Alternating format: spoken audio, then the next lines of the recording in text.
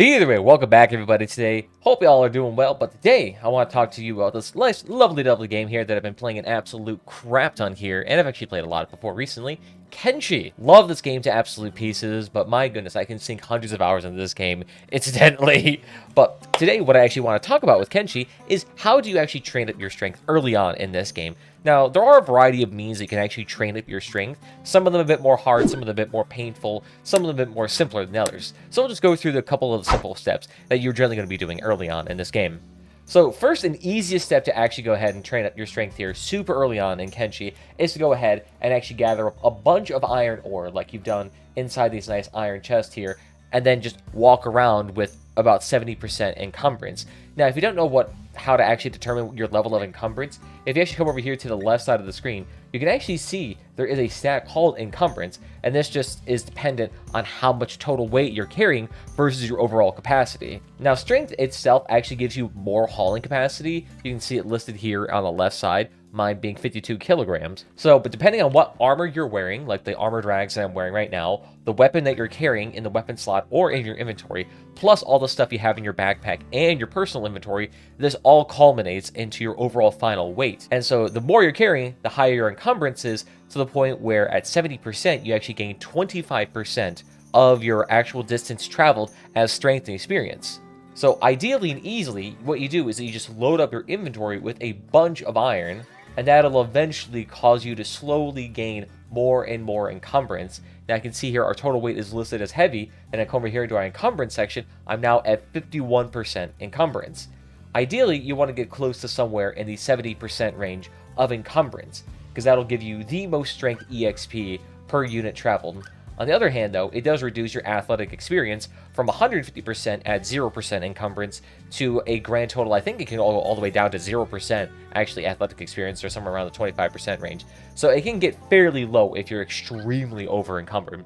Another way to actually go ahead and increase your encumbrance even further is to carry around some person, some animal, or some creature, because depending on whatever character you're carrying, it adds another 25% to your overall strength experience here. So you can actually see where it's breaking down, and you can see that carrying somebody adds a 200% multiplier on top of your encumbrance already. So the maximum that you can get in terms of strength experience per unit traveled is 25% with carrying somebody, and 25% by carrying a lot of stuff in your inventory, for a grand total of 50% strength experience. Now, first questions first, what is the best place to actually gain all of this iron initially? Well, over here in the hub, where a lot of you are going to be starting your first playthrough, there actually is quite a few iron deposits around this base that actually allow you to get some fairly easy iron off the bat. So real easy, if you come over here to the southern and westmost portion of the hub, you actually can look over the walls and see a giant iron node right over here. So another thing when it actually comes to trying to find iron ore or any sort of other resource around you, one easy way that you can do it is just by literally visually inspecting the land and finding it that way.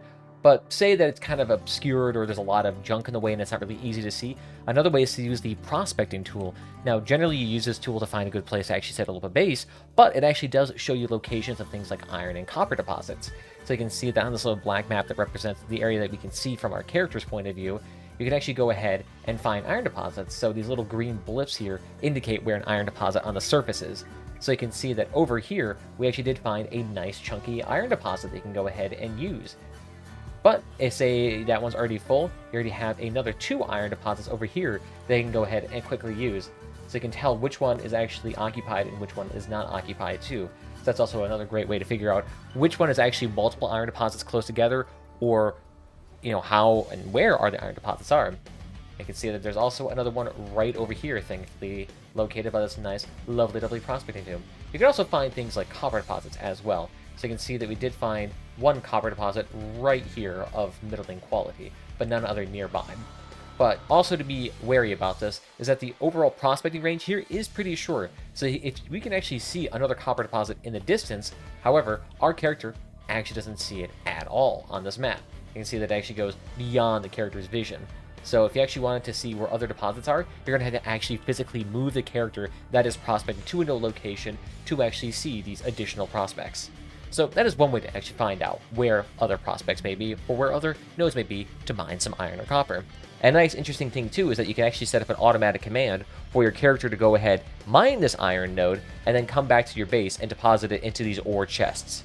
Now, if you don't know how to get ore chests, you're going to need to start off by getting a simple research bench here, which you can get by coming over here to the build section. So by pressing B, you can go ahead to technology, get a small research bench here. That'll go ahead and plop it down into your base. From there, you can go over here to your technology section right here in this right side, open it up, and it'll actually be down here in the industry section, where you can look up storage boxes or other storage devices. I've already researched it, so I can't show you that, but that's just where it'll be. But once you have your boxes set up and your iron node set up, go ahead, right-click, shift-right-click. That'll go ahead and set your character to automatically mine that resource. However, eventually, once this resource collects 5 raw iron ore, it will go ahead and no longer work. So in order to continuously work it, you have to go over here and haul it to iron ore storage. And so what'll end up happening is that once this thing reaches 5 iron ore stacks, it'll come over here, deposit it in here, and then start mining some more. Now, this will take a long time, especially with only a singular character, but with multiple characters and some cheap backpacks, you can generally get through this pretty quickly. So the thing early on is that a lot of the times when you're coming to haul iron, there will be a point in time where you do not have enough inventory space to actually haul any more iron to actually raise your encumbrance. So one way you can actually further enhance this is by getting backpacks, like this one right here called the wooden backpack. Very nice backpack, but the main benefit of this thing is that it allows you to stack a lot of resources. Like in this case, I have a bunch of raw meat and animal skins in here, but ideally you could also just throw heavier things in, like iron. Now, one quirk about these things is that generally they come with an encumbrance reduction. So what that means is that any item you put into here with a 50% encumbrance reduction effectively has actually half the amount of weight what it actually does affect on your body. So say we have 100 kilograms worth of materials inside our backpack, we actually only feel about 50 kilograms of that.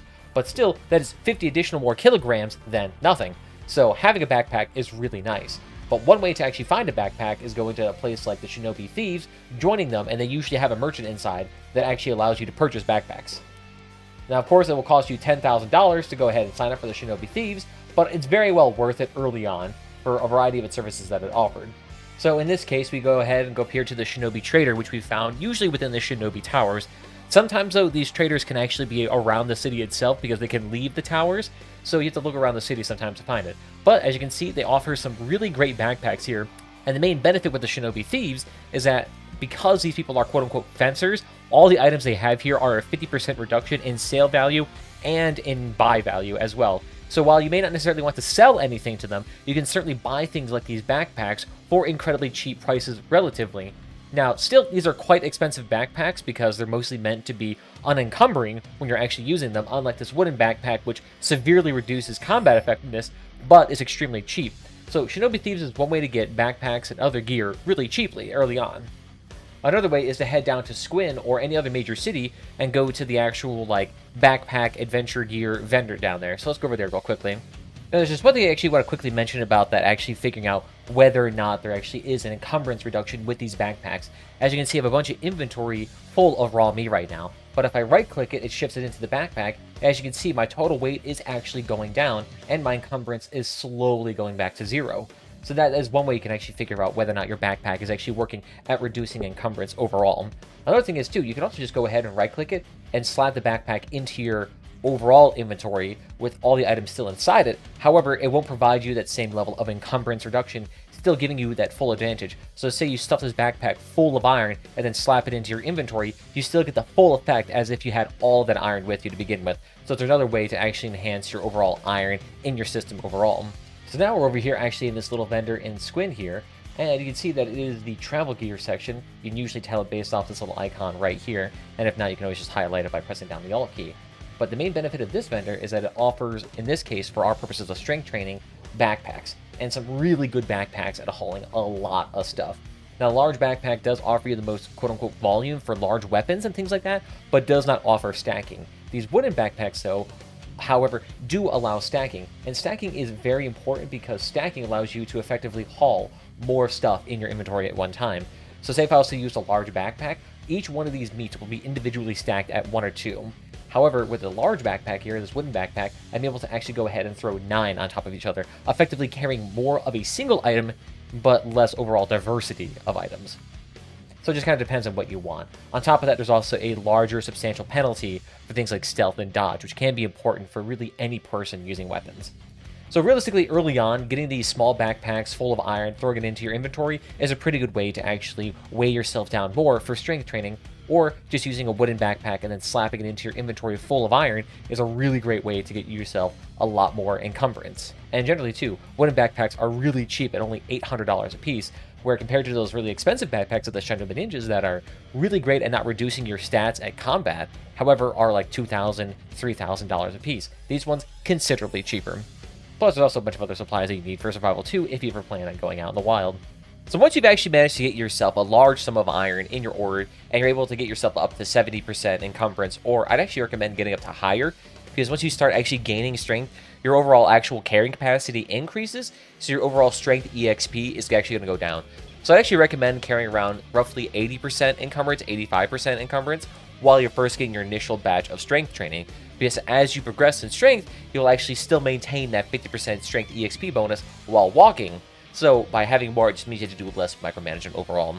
Another way to actually make this process almost automated is that once you actually have over your overall encumbrance up to that 70-80%, and you pick up somebody, you can actually go ahead and find the wandering patrols around a lot of the major cities, either with the Shek, the Humans, or the United Cities, and you can actually just go ahead, right-click, follow them, and you'll generally just follow those characters right around and won't be really much of an issue. So that way, you can just go ahead, go away, the guards will go ahead and protect themselves, you don't have to worry about it, and then you can just set yourself to go ahead and automatically bodyguard these guards, so it just automatically follows it around the map. And then you just put a ×3 speed, and by the time you come back like 10-20 minutes later, your character will have fairly high strength. Now for faster results that can also have sneaking EXP bonuses, is that you can also just walk around a city, right-click to one location at the end of the city, and right-click location to the far end of the city, and that's another easy way to go ahead and actually do it. In fact, one of the places I usually do it is Squid, because it's just a straight, narrow line. You can set up your camera just to go stare down the entire length of that city and just walk back and forth, and that'll quickly gain you strength experience. Another way to actually increase your sneaking experience is that if you go ahead and sneak yourself while you're doing this, you'll actually go ahead and earn sneaking experience while going up and down. So if you actually needed to get a strong and sneaky character, that is one way you could easily do it. Now, downside is that when you're sneaking, you're actually moving slower, so your overall actual strength training actually goes down, because it's based off how far you've actually traveled. So if you want to just, straight level up strength, just go ahead, run, don't even sneak about it. You'll be fine. You'll get even faster. If you want to get a little extra sneaking because it's a great way to survive out in the wasteland, sure, do that. Great way to do it. Beyond that, there's also the method of just utilizing a very heavy weapon. Now you can see here that I'm using something called the fragment axe here, but the big thing about this is that this bad boy weighs 18 kilograms, which is a large portion of my total weight. You can also add in a secondary weapon to a smaller one that weighs a little bit, but that's just one way you can actually go ahead and train up your strength. Another way is also to wear a bunch of heavy armor here. Now I'm wearing some heavy plated armor here, which gives it a decent amount of weight, but there are even heavier armors that you can wear. Easy place to actually go ahead and get them is just to purchase them from major cities, if that's one option that you could do, or you can just go ahead and loot it off bandits. One of the easiest ways that I found is to actually just go ahead, lure the dust bandits into the hub, have them get bunchered down by all the shinobi ninjas, and then just wear their armor, and that usually gets you a fair bit of encumbrance right there alone. If you're also looking for weapons to utilize that are fairly heavy, you can also come over here to the western portion of Squin, to the Shek ruins, and they actually do have a large amount of free weapons there, as well as just iron ore, stone, and a couple of times I've actually found some rusty chainmail of standard and high quality, which is worth a lot of money. Plus, if you are a human or Shek-based character, you can actually go ahead and wear this chainmail, and that gets you a lot of weight on your character itself. So, great way to actually go ahead and get yourself a decent amount of armor. Now, there's even bonus to getting more strength experience while over encumbered while using heavy weapons. All of that will allow you to get the most strength experience while fighting. Downside is that when you're over encumbered and using a very large weapon while you don't have a lot of strength, means that you'll be attacking incredibly slowly. So your chance of actually getting a lot of strength experience without just getting hit first is fairly low. Especially if you're doing this as a solo person, you're really going to have to exercise a lot of caution with doing that. So I'd recommend really just luring bandits into major cities and then joining the guards at a beatdown, and that's one way you can gain experience. Alternatively, if you're worried about getting hit, you can also just go ahead and set yourself to taunt and block. So your character just goes ahead and gets attacked a lot, but can block super easily. So that's one way to actually gain a lot of melee defense experience, as well as just getting the opportunity to go ahead and loot the bandits and then throw them into prison and gain a lot of money that way. And then just sell their gear too, another source of income. You also don't have to use large weapons though. You can actually go ahead and fight completely unarmed and do martial arts based combat. And that alone will actually go ahead and train up your strength as well if you are over encumbered and also carrying somebody for that little extra bit of strength EXP as well. Downside is that when you're fighting a lot of these characters, especially if they're wearing heavy armor or if they're a skeleton or a spider or anything metal-like, punching them will actually cause you to damage your body parts, or if you kick them too if you have high enough martial arts experience. So you can do that. Downside, there's a higher risk that you're going to damage yourself by doing it. But benefit to that as well, you'll also really level up your strength here pretty quickly too. Now that you know all the best ways to actually level up strength early on, why would you actually want to level up strength? Well, the thing is, strength is actually utilized for a lot of stats. I mean, basically, using it just for getting around day-to-day activities, being able to carry heavier armor while not covering any sort of combat speed penalty is really great in its own right, and being able to carry around heavier gear without going super slow, also another benefit. But in terms of combat, a lot of these heavier weapons that you're going to be using do require a decent amount of strength to actually, effectively attack at an effective speed. Because if you don't know, each weapon itself actually has a strength requirement. It may not be explicitly stated, but it is there. It's usually a portion of either its weight or its blunt damage or its cutting damage or some factor therein. There's a whole complex actual algorithm for that. But essentially, what you need is if you're going to use a large heavy weapon, you're also going to need a large amount of strength to utilize. That's why a lot of these actually, talk about using strength. Lighter weapons, you need less strength to use at an effective speed. So if you actually want to use like a large fragment axe like this, you're going to have a lot of strength to go with it if you want to use it at the appropriate speed. Otherwise, if you don't have enough strength, you can actually effectively be attacking at half the rate, which puts you at a severe disadvantage when fighting more advanced opponents. Beyond that too, strength itself also actually determines the damage you do with this. So if you're actually doing unarmed martial arts combat, or if you're using large weapons, that actually determines how much damage overall you do with these weapons. Plus over here you can see that it also has some minor effects on things like chancing of breaking free or resisting kidnapping attempts, which means that if people try to actually pick you up and take you into a slave pen, you might be able to get yourself back up and start fighting them, which is a potential, but generally it's not really going to be the thing, because at the point where you're getting kidnapped, you're usually too weak to fight back. But yeah, hopefully that guide serves as a little primer on strength, what it is used for, what's important about it, and how to train it early on. But if you guys enjoyed this video, feel free to follow whatever platform is your favorite. We're on that YouTube and the Twitch, where we both live stream at the exact same time for a dual stream. Plus, there will be archives of those stream on YouTube forever, so go ahead and take a look at those in your free time to see our latest Bug 3 upload. Beyond that, Twitter and Discord, if you want to get notified whenever I go live, whenever I post videos, as well as just join the community. But I want to thank you all again, and I'll see you guys next time. Bye-bye, and let me know what you guys want to see next in Kenshi.